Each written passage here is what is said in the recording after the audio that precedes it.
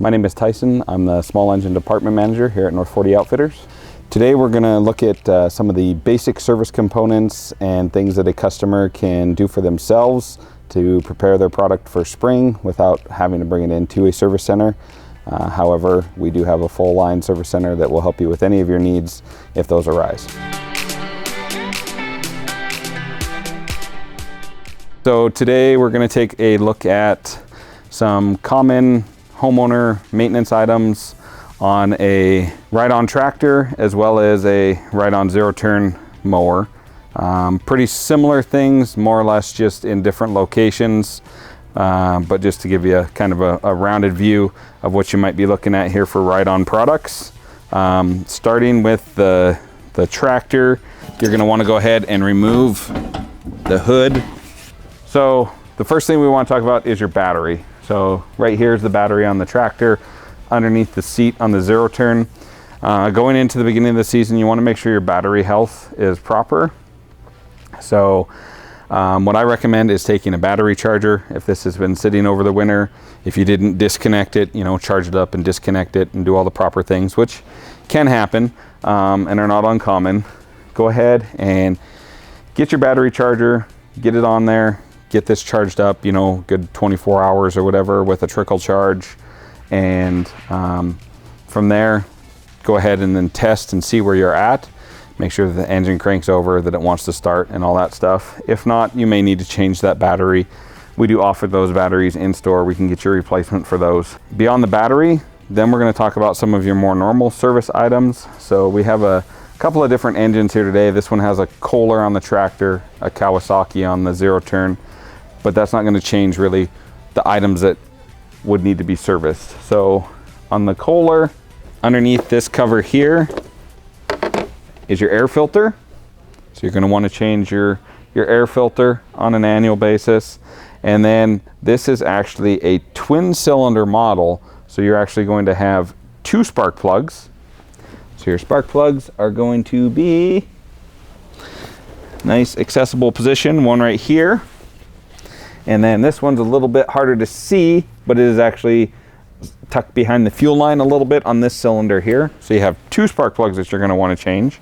I don't have those pulled out today, but as we've mentioned in other videos, checking for that carbon buildup, proper gapping, and electrode wear. So we have an air filter, our spark plug, and then a fuel filter. Fuel filters are not uncommon on tractors and zero turns. In fact, they are very common. So this one is a little bit harder to see. So if we can zoom in on that, that is your air or your fuel filter right there. And this is what I was talking about with the walk behind mower. It's just a couple of clamps like this that you can grab with pliers, slide them back, slide the line off, and then put your new filter in there. Noting that there is an arrow for the flow of your fuel, which is always, the arrow is pointing, going from your tank to the engine. So the arrow points towards the engine, if you can see that down in there. So air filter, fuel filter, spark plug. Last thing is our oil change. As I mentioned with the walk behind mower, if your air filter gets dirty, it's going to affect the condition of your spark plug. It's also going to affect how dirty your engine oil gets and how rapidly that engine oil starts to deteriorate. So make sure you're changing this annually, or at least twice a season if you're in really dusty, dirty conditions. And then the oil would follow in line with that, definitely annually. This is your dipstick as well as your fill spout right here. We have the drain spout, and that is located back in here. It's a little bit more difficult to get to. This shield actually comes off quite easily to give you better access to that. And then this thing is not a plug of any kind. It's just a quarter of a turn and it slides out, and you slip a hose over it, over the end of it, and run that hose down to your drain pan. So it's a relatively simple process to drain that out, not a lot to remove, and it's not all that difficult to do it all yourself. However, if you choose, bring it on into the service center and we can go ahead and take care of that for you. Other things that we would evaluate if it was brought into us for service, and I feel like a customer, a homeowner can do yourself if you choose, is you have a few things on the deck on a tractor or a zero turn that you want to examine. And I'm probably going to swap over to the zero turn to show those better because they're a little bit harder to see on the tractor. So there is a unit that drives the blade on these units, and it's right under this shield here. What that's called is a mandrel, and that is has a couple of bearings in it. It's a housing, and it controls the drive. It has the pulley attached to it that the belt goes around, and that drives the blade. Now on the top of this is a grease zerk. Not all of these have grease zerks, but more commonly most of them do anymore.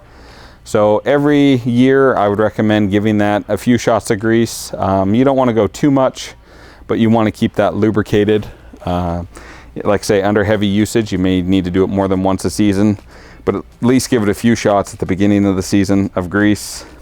Once we remove that panel, we can see a little more clearly here what it looks like from the inside. So we can see our pulleys. This is actually a 3-blade unit, so we have 3 mandrels. So this gives you a more clear view of what that pulley and our grease zerk on top here look like. And then from this point, we can also see the belt. And I'm not suggesting that you have to change the belt yourself. However, on tractors and zero turns, it is a little bit more friendly for the customer to be able to do. And they give you a handy routing guide sticker right there, just like you would find on your vehicle or something like that. More though, what we want to look at is the condition of the belt and just evaluating that. So as we're looking down at the belt, as we mentioned with the walk behind mower, do we see excessive wear? Do we see that it's fraying? Do we see that it has any chunks missing? Or does it appear to be very shiny and extremely smooth where it's glazed? Because glazing is going to mean that that has slipped previously and it's going to slip again once it gets hot. It's not as common that you would need to change that annually. Maybe every 2 to 3 years possibly, depending on hours and usage or how much strain it is put under.